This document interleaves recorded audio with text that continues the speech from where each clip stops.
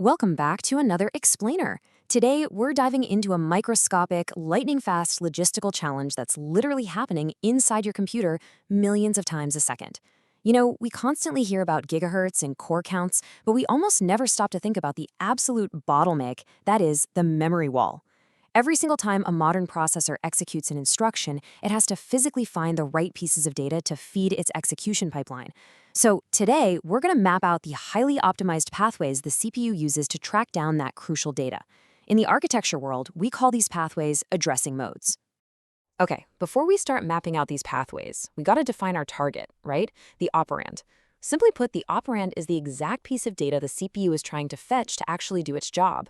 If your processor is running an addition operation, those two numbers being added together, those are your operands. And the stakes here are incredibly high. If the CPU can't find and load this data efficiently, the whole execution pipeline just stalls out, latency spikes, and overall performance absolutely plummets. Which brings up a pretty fascinating architectural question. How on earth does a CPU locate this data so rapidly? Modern processors are pushing 5 gigahertz or more, but your main system memory is exponentially slower than that.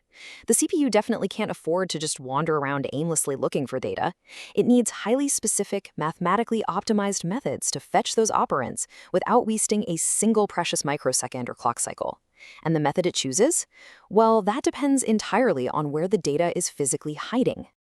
So here's our game plan for today. We'll start with the data treasure hunt, move into instant access and registers, check out direct and indirect memory, look at calculating the effective address, and wrap up with why all these addressing modes actually matter. Let's jump right in. Section 1. The data treasure hunt, finding the obvious clues. We're going to kick things off with the absolute simplest scenarios, where the treasure is basically already sitting right there in the CPU's pocket. First up, we have implicit addressing. Now, in this mode, the processor already knows exactly which register or memory location to use. There is zero explicit map required here. The operands aren't even detailed in the instruction itself. For example, if the instruction is CLC, clear the carry flag, the CPU knows exactly where that specific flag is hardwired. Same goes for INCAA, increment accumulator. It's kind of like telling someone to blink. You don't have to specify that they should use their eyes, right? It's just baked right into the command. Stepping it up just a notch, we hit immediate addressing. This method is brilliant because the operand is given explicitly right inside the instruction itself. Right next to the opcode, which is just the part of the instruction telling the CPU what to actually do, you find the raw data sitting exactly where a memory address would normally be. Since the value is immediate, there is absolutely no need to query RAM. That saves a full memory fetch cycle, making it incredibly fast. But there's a catch. Because the data literally has to fit inside the physical bits of the instruction, it's pretty limited in range. Fast for sure, but structurally constrained. Moving to Section 2, instant access and registers, or what I like to call the CPU's VIP lockers. Let's see what happens when the CPU leverages its internal ultra-fast storage architecture. Register addressing is literally the ultimate fast track. In this mode, the data resides securely right inside one of the CPU's internal registers. The instruction just points and says, hey, use that register. Because all this data is living right there on the CPU die, no external memory access over the motherboard bus is required at all. Since registers are built directly into the core, accessing them usually takes 0 to 1 clock cycles. It is the holy grail of low latency. A perfect example is the instruction add R1, R2, which basically just tells the CPU, take what's in register 1, add it to register 2, and execute instantly. Now, let's contrast that direct access with register indirect addressing. This is really interesting because the VIP locker doesn't actually hold the treasure itself. Instead, it acts as a pointer holding the address of the operand out in main memory. The instruction still points the CPU to an internal register, but when the CPU opens that register, it finds a pathway to the real data in RAM. So an instruction like load R1, R2 tells the CPU, look inside register 2, grab the memory address stored there, and then go fetch the actual data from that outside location. Which brings us to Section 3, direct and indirect memory, navigating the neighborhood. At this point, the CPU has to leave its cozy, low-latency internal space and venture out into main memory. Our first method for navigating main memory is direct addressing. With this one, the instruction explicitly gives the CPU the exact direct memory address of the data. So if the instruction says load R1, 500, the CPU doesn't have to do any math at all. It uses that address to fetch the operand directly. Now, a quick aside, in modern systems, this address usually goes through a memory management unit, or MMU, for virtual memory translation first. But fundamentally, it's a straight-shot delivery from a mapped location.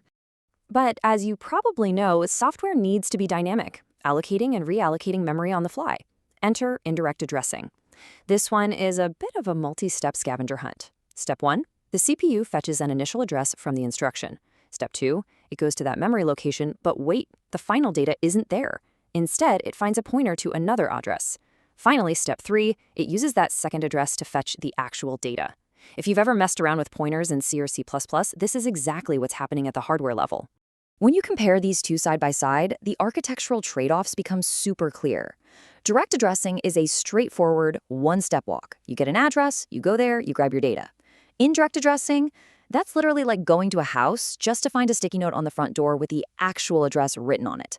Yes, it takes an extra trip to memory, which comes with a pretty huge latency cost, but it provides the absolute flexibility we need for complex software engineering. All right, section 4, calculating the effective address, the final boss. Let's look at displacement, or indexed addressing. This is the most complex path because the CPU actually has to do math before it can even ask for the data.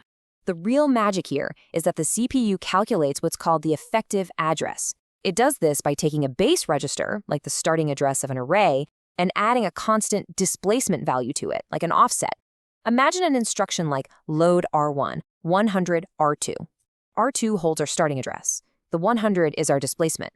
The CPU takes the value in R2, adds 100 to it, and boom, it's calculated the effective address. This specific mode is an absolute game changer for iterating through arrays or data structures in software. Finally, section 5, why addressing modes matter. Efficiency at scale. After exploring all these wild hardware variations, why do we need so many different ways for the CPU to read a map? Well, these varied modes exist because they give the CPU flexible, optimized paths to prevent pipeline bottlenecks in basically any scenario. If the data is immediate, it saves a fetch cycle entirely. If it's local in a fast register, it completely bypasses the latency of the memory bus. If a program needs dynamic mapping, indirect pointers handle it smoothly. And if code is scanning through massive data structures, displacement addressing handles the math perfectly. By balancing speed, hardware complexity, and memory usage, these modes are exactly what allow the processor to maintain peak performance no matter what kind of workload you throw at it. To wrap up this explainer, I want to leave you with this thought. Right now, literally as you're watching this, your computer is fetching and decoding operands using all of these methods simultaneously. Every single time you click a mouse, hit a key, or load a stream, millions of these microscopic treasure hunts happen in a fraction of a second, seamlessly combining immediate, direct, indirect, and displacement paths to keep everything running. So as your screen updates this exact second, which addressing mode do you think your computer is relying on the most? Thanks for joining me on this deep dive, and keep questioning the incredible hardware architecture running right in front of you.